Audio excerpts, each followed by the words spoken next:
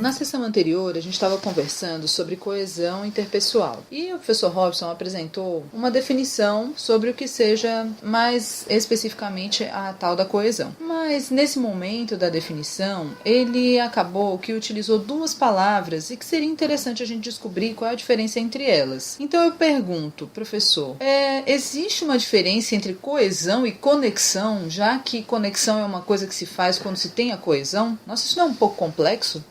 Eu acho que é complexo sim, Luciana, mas o curioso nessa história toda é o seguinte: todas as coesões vão implicar em conexões. Quer dizer, não tem como você estabelecer um processo coesivo, principalmente entre sujeitos, se por acaso você não estabelecer conexões. Eu, pelo menos agora, nesse momento, eu não consigo pensar dessa forma, certo? Mas eu posso dizer que a conexão está dentro da coesão, mas não necessariamente a coesão é só a conexão, é isso? Isso, porque, inclusive, o nível de conexão pode permitir ou não maiores coesões. E o contrário também é verdadeiro. Quer dizer, você pode ter conexões, vamos dizer assim, muito intensas, não é? E, no entanto, não conseguir estabelecer uma coesão com o mesmo nível de intensidade. Vamos pegar um exemplo disso, certo? De repente, um soldado, ele pode ter uma conexão muito grande com o chefe do batalhão dele lá, o tenente, o capitão, sei lá eu. Mas isso não significa que, mesmo ele tendo essa coesão, essa conexão, ele vá ter uma coesão com aquele sujeito, porque ele pode não saber exatamente como chegar naquele sujeito, ou o próprio sujeito com quem ele está conectado pode não dar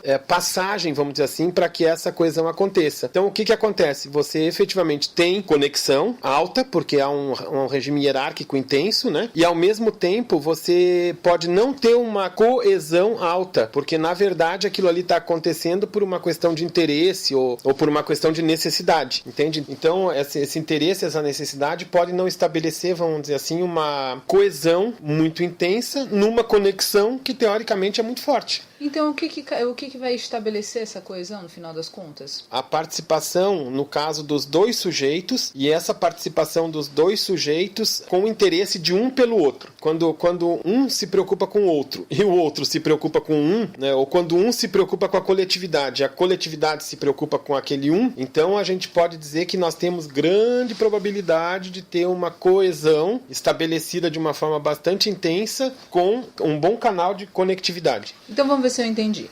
Na sala de aula, quando o professor se preocupa com os alunos e os alunos se preocupam com o professor, significa que a gente tem uma probabilidade de alta coesão? Significa que a gente tem uma probabilidade de alta coesão, sim, porque o aspecto da conexão já está estabelecido, uma vez que são alunos e professores, ou seja, duas categorias de sujeito, por assim dizer, que estão dentro de um mesmo espaço com a ideia de trabalhar ensino, aprendizagem e avaliação. A conexão, ela é estabelecida por padrões hierárquicos, por questões institucionais, por uma série de subjetividades e de regras e de institucionalidades, não é? Porque estão ali alunos e professores, e a chance, vamos dizer assim, de haver uma coesão muito grande só vai se estabelecer de fato quando isso que você falou da preocupação de um pelo outro e outro pelo um acontecer. Então, a gente pode dizer que na escola hoje em dia isso está longe de acontecer, porque às vezes o professor não tem esse interesse pelos alunos nesse nível de subjetividade e os alunos tampouco têm interesse pelo professor. Pronto, isso foi o que a gente se preocupou no passado, durante o processo de doutoramento, em observar exatamente isso. E o que se observou é exatamente essa inferência que você está fazendo, de que, na verdade, não foi encontrado isso, pelo menos em ambientes virtuais de aprendizagem, que foi o objeto da tese. Poderia ter sido uma sala de aula, poderia ter sido uma escola, mas eu achei mais interessante olhar para o fenômeno das redes sociais, porque as redes sociais parece que mobilizam muitas pessoas e, na verdade, se fala em comunidade nas redes sociais, e no entanto é uma banalização da ideia de comunidade. Simplesmente as pessoas estão lá,